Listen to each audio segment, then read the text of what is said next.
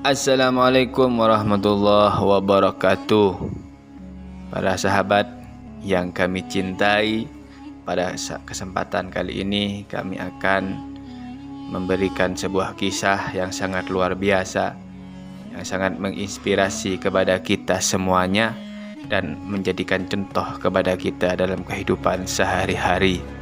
Beliau adalah Abuya Sayyid Muhammad Alawi Al-Maliki, ulama yang ada di kota Mekah pada abad 21.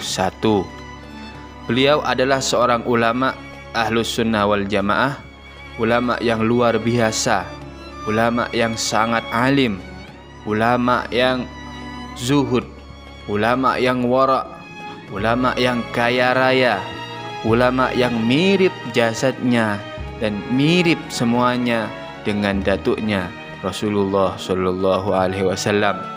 Bahkan ada satu wali min awliyaillah sholihin, barang siapa yang ingin melihat tentang Rasulullah, maka lihatlah kepada Sayyid Muhammad Alawi Al-Maliki. Beliau merupakan guru panutan, ulama panutan, terutama panutan ulama-ulama yang ada di Indonesia ini. Dan di kediaman beliau juga ada sebuah tempat untuk belajar khusus santri. Banyak dari Indonesia santri-santri, orang yang menimba ilmu kepada beliau di kota Mekah Al-Mukarramah.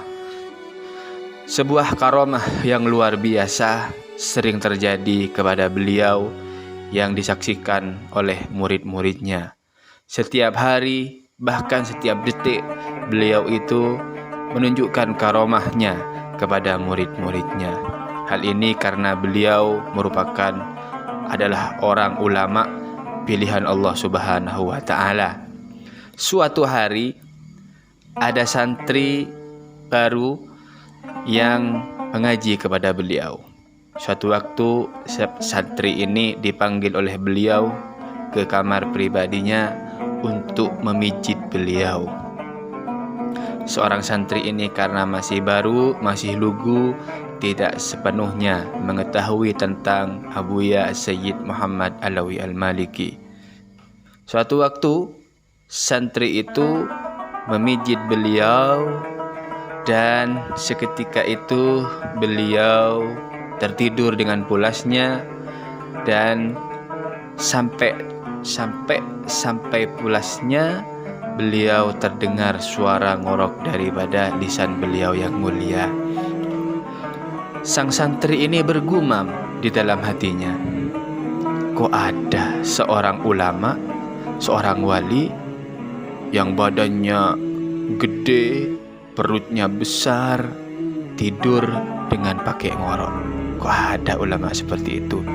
Jangan-jangan ini bukan seorang ulama, bukan seorang wali.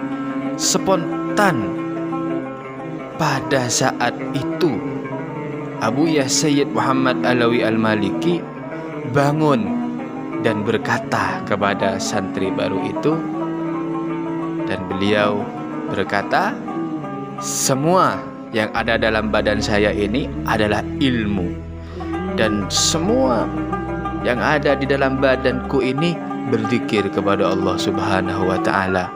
Si santri tadi itu terkejut, padahal dia hanya bergumam di dalam hati, dan diketahui oleh gurunya Abuya Sayyid Muhammad Alawi Al-Maliki.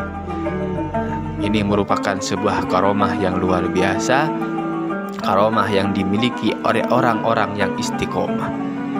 Jadi para saudara sekalian, kita sebagai seorang muslim yang taat kepada Allah bisa diberikan karomah oleh Allah Subhanahu wa Ta'ala asalkan kita istiqomah dalam suatu hal kebaikan. Kebaikan apapun itu, sekecil apapun itu kebaikan, jika kita istiqomah kepada kebaikan itu, maka Allah akan memberi karomah kepada orang tersebut. Jadi ada seorang ulama mengatakan, karomah tidak usah minta kepada Allah, cukup engkau istiqomah dalam kebaikan, maka karomah tersebut akan datang sendiri.